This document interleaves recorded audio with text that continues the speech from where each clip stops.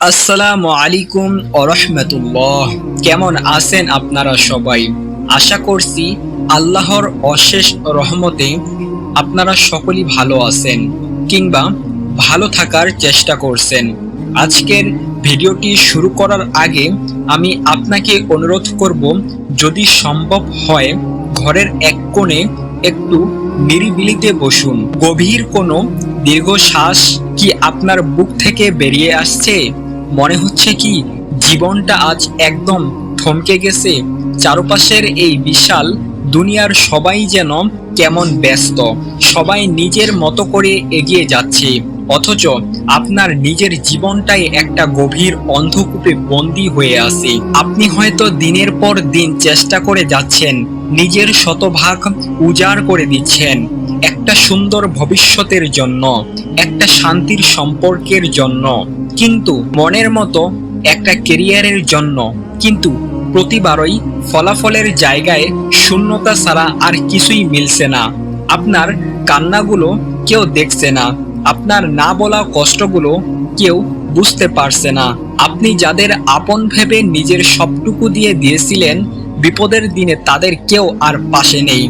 যদি আপনার জীবনের বর্তমান চিত্রটা ঠিক এমনটাই হয়ে থাকে, তবে আজকের এই ভিডিওটি অবশ্যই শেষ পর্যন্ত খুব মন দিয়ে শুনুন, কারণ আজ আমরা কথা বলবো জীবনের এমন এক বাস্তবতা নিয়ে যা আপনার ভেঙে যাওয়া বুকটাকে আবার জুড়িয়ে দিতে পারে। আমরা অনেক সময় ভাবি, আল্লাহ আমাদের কথা কেন শুনছেন না? কেন আমাদের দোয়াগুলো কবুল হতে এত দেরি হচ্ছে? কেন চারপাশে শুধু এত অন্ধকার? আজ আমরা খুঁজে দেখব এই অন্ধকারের পেছনে লুকিয়ে থাকা আল্লাহর সেই অপরূপ ও নিখুঁত পরিকল্পনাকে। মানুষের ভিড়ে একাকিত্ব এবং বিশ্বাসের পরীক্ষা।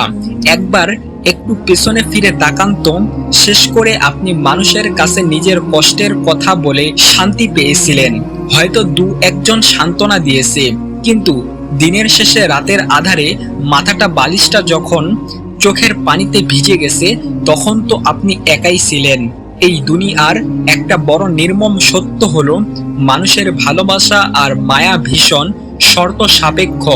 আপনি যতক্ষণ তাদের উপকারে আসবেন, যতক্ষণ আপনার পকেট ভরা থাকবে কিংবা আপনার কাছ থেকে তাদের কোনো প্রাপ্তি থাকবে, ততক্ষণ তারা আপনার পাশে থাকবে। কিন্তু যেই মুহূর্তে আপনি দুর্বল হয়ে পড়বেন, সেই মুহূর্তে আপনি ব্যর্থ হবেন। দেখবেন চারপাশের মানুষগুলো কেমন যেন ধীরে ধীরে দূরে সরে যাচ্ছে, আর ঠিক সেই মুহূর্তেই যখন আপনার জীবনের সব আলো নিভে যায়, যখন কেউ আপনার হাত ধরে দাঁড়ানোর মতো থাকে না, ঠিক সেই মুহূর্তেই আল্লাহ আপনাকে নিজের দিকে ডাকেন। কুরআনে আল্লাহ তাআলা কি সুন্দর করেই না বলেছেন, যখন আমার বান্দারা আমার সম্পর্কে আপনাকে জিজ্ঞেস করে, তবে বলে দিন যে আমি তো কাছেই আছি, আমি আহ্বানকারীর আহ্বানে সাড়া দিই যখন সে আমাকে ডাকে। সূরা আল বাকারা আয়াত নাম্বার 186। লক্ষ্য করুন, আল্লাহ বলেননি যে বিশেষ কোনো বড় ইবাদত করলে তবেই আমি শুনবো। আল্লাহ বলেছেন, যখন সে আমাকে ডাকে আপনি শুধু ভাঙ্গা মনে ফুপিয়ে ফুপিয়ে বা নিছক একটা দীর্ঘশ্বাস ফেলে যখন বলেন হে আল্লাহ, তখন 7 আসমানের উপর থেকে আপনার রব আপনার সেই ডাকের জবাবে তড়িৎ সাড়া দেন। কিন্তু সমস্যাটা কোথায় জানেন? সমস্যা হলো আমরা মানুষ, আমরা সবকিছুর তাৎক্ষণিক সমাধান চাই। আজ দোয়া করলাম, কালই যেন তার ফলাফল আমার চোখের সামনে চলে আসে। কিন্তু আল্লাহ তাআলা তো আমাদের রুটিন ধরে কাজ করেন না। দেখেন আমাদের ভেতরের প্রস্তুতি, ইলাহি পরিকল্পনা এবং দেরি হওয়ার আসল রহস্য। ছোটবেলায় আমরা যখন খুব ছোট ছিলাম, আমাদের মায়েরা আমাদের কোনো কারণে ডাক্তারের কাছে নিয়ে গেলে আমরা কাঁদতাম। আমরা ভাবতাম, মা আমাদের কেন কষ্ট দিচ্ছেন, কেন এই সুই বা ইঞ্জেকশনের খোঁচা সরাতে দিচ্ছেন না। কিন্তু মা ভালোই করে জানেন, সাময়িক এই ব্যথার ভিতর দিয়েই সন্তানের ভবিষ্যতের সুস্বাস্থ্য ও সুরক্ষা লুকিয়ে আছে। আমাদের জীবনটাও ঠিক তেমনই। আপনি হয়তো আজ কোনো একটা চাকরি বা সুযোগ হারিয়ে ভেঙে পড়ছেন। আপনি ভাবছেন, কেন আল্লাহ এটা আমার কপালে রাখলেন না? কিন্তু আজ থেকে কিছুদিন বা বছর খানেক পরে যখন আপনি পেছনে ফিরে তাকাবেন, তখন নিজেই অবাক হয়ে বলবেন, আলহামদুলিল্লাহ, ওই চাকরিটা সেদিন আমার না হওয়ায় সেদিন আমি কত বড় একটা বিপদ থেকে বেঁচে গিয়েছিলাম। আল্লাহর পরিকল্পনা আমাদের অতি সীমিত মস্তিষ্কের ধারণা ক্ষমতার চেয়েও বহু গুণ বড়। পবিত্র কুরআনে আল্লাহ সুবহানাহু তাআলা ঘোষণা করেছেন, নিশ্চয়ই কষ্টের সাথেই রয়েছে স্বস্তি। সূরা আরশ শাহর আয়াত নাম্বার 5 থেকে 6। লক্ষ্য করুন তো, আল্লাহ কিন্তু বলেননি যে কষ্টের পরে স্বস্তি, আল্লাহ বলেছেন কষ্টের সাথে সাথেই স্বস্তি। অর্থাৎ আপনি যেই মুহূর্তে সব কঠিন পরীক্ষার মধ্য দিয়ে যাচ্ছেন, ঠিক সেই মুহূর্তের ভিতরেই আল্লাহ আপনার জন্য এমন কিছু কল্যাণ লুকিয়ে রেখেছেন যা উপযুক্ত সময়ে আপনার জীবনের সবচেয়ে বড় রহমত হয়ে ধরা দেবে। নবী রাসূলের জীবন দিকে একটু তাকান, ইউসুফ আলাইহিসসালামের কথা একটু ভাবুন। নিজের ভাইদের মাধ্যমে অন্ধকার কুয়ায় নিক্ষিপ্ত হওয়া, এরপর দাস হিসেবে বিক্রি হওয়া এবং সবশেষে সম্পূর্ণ নির্দোষ হওয়া সত্ত্বেও বছরের পর বছর অন্ধকার কারাগারে কাটানো। বাহ্যিকভাবে এর চেয়ে বড় ট্র্যাজেডি আর কি হতে পারে? কিন্তু আল্লাহর পরিকল্পনা কি ছিল?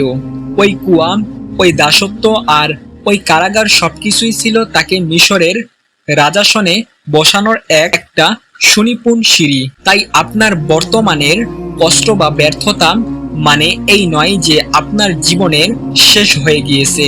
এর অর্থ হলো আল্লাহ আপনার জীবনের নতুন কোনো সোনালী অধ্যায় লেখার জন্য আপনাকে প্রস্তুত করছেন। তাওয়াক্কুল বা আল্লাহর উপর নিখাদ ভরসার শক্তি। এই পুরো যাত্রায় আমাদের প্রধান হাতিয়ার কি হবে? আমাদের হাতিয়ার হবে তাওয়াক্কুল বা আল্লাহর উপর পরিপূর্ণ ভরসা। তাওয়াক্কুল মানে কিন্তু এটা নয় যে আপনি হাত পা গুটিয়ে ঘরে বসে থাকবেন আর বলবেন আল্লাহ তো সব ঠিক করে দেবেনই। না, ইসলামে তাওয়াক্কুলের সুন্দর একটি সংজ্ঞা শিখিয়েছেন আমাদের প্রিয় নবী হযরত মুহাম্মদ সাল্লাল্লাহু আলাইহি ওয়াসাল্লাম। তিনি বলেছেন, তোমার উটটাকে আগে ভালো করে খুঁটির সাথে বেঁধে রাখো, তারপর আল্লাহর উপর ভরসা করো। এর মানে হলো আল্লাহ আপনার জায়গা থেকে আপনার সাধ্যমতো শতভাগ দিয়ে দিবেন।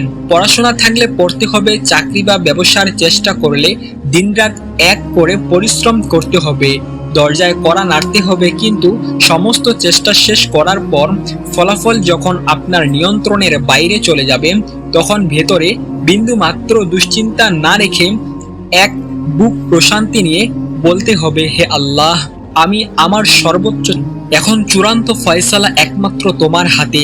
তুমি যা করবে আমার মঙ্গলের জন্যই করবে। যেই দিন আপনি আপনার জীবনের এই মানসিক প্রশান্তির স্তরে পৌঁছাতে পারবেন, সেদিন দেখবেন দুনিয়ার কোনো দুশ্চিন্তা আর আপনাকে ভেতর থেকে ভাঙতে পারছে না। মানুষ আপনাকে নিয়ে কি ভাবলো, কে আপনার জন্য আলোচনা করলো, কে কি কথা বললো, কার কথায় আপনার মানহানি হলো, এসব বিষয় তখন আপনার কাছে একদম অর্থহীন মনে হবে। কারণ আপনি তখন জেনে গেছেন যে আপনার সম্মান, আপনার রিজিক এবং আপনার ভাগ্য কোনো মানুষের হাতে নয়, বরং মহা পরাক্রমশালী এক রবের হাতে নিরাপদ। পবিত্র কুরআনে সূরা আত-তালাকের 3 নম্বর আয়াতে আল্লাহ চমৎকার একটি প্রতিশ্রুতি দিয়েছেন, আর যে ব্যক্তি আল্লাহর উপর তাওয়াক্কুল করে, ভরসা করে, তবে আল্লাহই তার জন্য যথেষ্ট। জাস্ট এই একটা ছোট্ট বাক্য একবার ভেবে দেখুন, আল্লাহই তার জন্য যথেষ্ট। যার পক্ষে স্বয়ং মহাবিশ্বের মালিক দাঁড়িয়ে আছেন, তাকে কে হারাতে পারে? তাকে অপমানিত করতে পারে? পুরো দুনিয়া মিলে যদি আপনার বিরুদ্ধে ষড়যন্ত্র করে আর আল্লাহ যদি আপনার পক্ষে থাকেন, তবে সেই ষড়যন্ত্র আপনার জন্য আশীর্বাদ ছাড়া আর কিছুই হয়ে উঠতে পারবে না। জীবনের বাস্তব অভিজ্ঞতা ও আত্মশুদ্ধি করতে শিখুন। আমরা জানি কথাগুলো বলা যত সহজ, বাস্তব জীবনে তা মেনে চলা ততটাই কঠিন। যখন বুকে পাথর চাপা থাকে, তখন মাথার উপর ঋণের বোঝা বা পারিবারিক চাপ থাকে, তখন মনকে শান্ত করা সত্যি এক বিরাট বড় একটি যুদ্ধ। কিন্তু বিশ্বাস করুন বন্ধু, এই যুদ্ধটাই হলো আপনার ঈমানের আসল পরীক্ষা। স্কুল কলেজে শিক্ষকরা যখন পরীক্ষা নেন, তখন তারা সম্পূর্ণ চুপ থাকেন, তারা কোনো কথা বলেন না, কোনো সমস্যা হলে সাহায্যও করেন না। কিন্তু তার মানে কি এই যে শিক্ষক আপনার উপর রাগ করেছেন? কখনো না। শিক্ষক সবচেয়ে মনোযোগ দিয়ে শিক্ষক আপনার উপর কখনোই রাগান্বিত হবেন না, কারণ আপনাকে তারা পরীক্ষা নেওয়াচ্ছে। এই পরীক্ষায় পাশ করলে আপনার ফলাফল যাচাই করা হবে। আল্লাহ যখন আপনার জীবনে কোনো কঠিন পরীক্ষা পাঠান তখন তিনি নীরব থাকেন, তিনি আপনাকে আরো গভীরভাবে দেখেন। তিনি দেখতে চান এই বিপদের দিনও আপনি কি আগের মতো তার উপর বিশ্বাস রাখছেন তো, নাকি হতাশ হয়ে মুখ ফিরিয়ে নিচ্ছেন। আপনি যদি এই পরীক্ষাতেও ধৈর্য ধরে বলতে পারেন, হে আল্লাহ, আমি কষ্ট পাচ্ছি ঠিকই, কিন্তু আমি তোমাকেই ছাড়িনি, তবে বিশ্বাস রাখুন আল্লাহর রহমতের ফেরেশতারা তখন আপনার জন্য আসমানে বিশেষ দোয়া করতে শুরু করে। আপনার প্রতিটা অশ্রুকণা, আপনার প্রতিটা দীর্ঘশ্বাস আল্লাহর আরশে গিয়ে জমা হয়। প্রতিদান ছাড়া আল্লাহর দরবার থেকে কোনো কুরবানি বা কোনো কান্না কখনোই ফিরে যায় না। আজকের এই ভিডিওর মাধ্যমে আমি আপনাকে শুধু সান্ত্বনা দিতে চাই না, আপনি আপনার ভেতরের সেই ঘুমিয়ে থাকা শক্তিটাকে জাগিয়ে তুলতে চাই। আপনি দুর্বল নন, আপনার ভেতরের আত্মাটা আল্লাহর কাছে সংযুক্ত। যতক্ষণ আপনার বুকে নিঃশ্বাস আছে ততক্ষণ ঘুরে দাঁড়ানোর সুযোগ ফুরিয়ে যায়নি। চলুন আজকের পর থেকে আমরা নিজেদের জীবনটাকে দেখার দৃষ্টিভঙ্গি একটু বদলাই। যখনই কোনো কষ্ট আসবে, যখনই কোনো দরজা বন্ধ হয়ে যাবে, আতঙ্কিত না হয়ে মৃদু এক হাসি দিয়ে বলবেন, আমার রব নিশ্চয়ই এর চেয়ে সুন্দর কোনো পরিকল্পনার আমার জন্য করে রেখেছেন। আজ রাতের আধারে যখন সবাই ঘুমিয়ে পড়বে, আপনি একটু সময় নিয়ে অজু করে জায়নামাজে দাঁড়াবেন। চোখের সমস্ত গ্লানি, সমস্ত পানি, সমস্ত কষ্ট এক ফোঁটা পানি হয়ে সিজদায় ঝরে পড়তে দেবেন। রবের সামনে আর্তনাদ করবেন, নিজেকে সম্পূর্ণ সমর্পণ করে দিয়ে বলবেন, হে আল্লাহ, আমি আর পারছি না, এবার তুমি আমার দায়িত্ব নিয়ে নাও। দেখবেন ওই সিজদার পরেই আপনার হৃদয়ের ভেতর থেকে কেমন এক অদৃশ্য শান্তি এসেছে, আপনার সমস্ত অস্থিরতা মুছে দেবে। যদি আজকের এই দীর্ঘ কথাগুলো আপনার অন্তরে একটুও দাগ কেটে থাকে তবে কমেন্ট বক্সে লিখে জানান, হাসবি আল্লাহু ওয়া নি'মাল ওয়াকিল, আল্লাহই আমার জন্য যথেষ্ট এবং তিনি কতই না চমৎকার কর্মবিধায়ক। ভিডিওটি আপনার এমন কোনো প্রিয় মানুষের কাছে শেয়ার করুন যিনি এই মুহূর্তে ভীষণ একা ও হতাশ বোধ করছেন। কে জানে আপনার এই একটি শেয়ার হয়তো তার জীবনের মোড় ঘুরিয়ে দিতে পারে। আজ এই পর্যন্ত, সবাই ভালো থাকবেন আর অবশ্যই আমাদের চ্যানেলটি সাবস্ক্রাইব করে রাখবেন। এমন আরও নিত্য নতুন ভিডিও আপনার কাছে সবার আগে নোটিফিকেশন পৌঁছে যাবে ইনশাআল্লাহ। আল্লাহ আপনাদের সবার জীবন প্রশান্তিতে ভরে দিন, আমিন। আসসালামু আলাইকুম ওয়া রাহমাতুল্লাহি ওয়া বারাকাতুহু।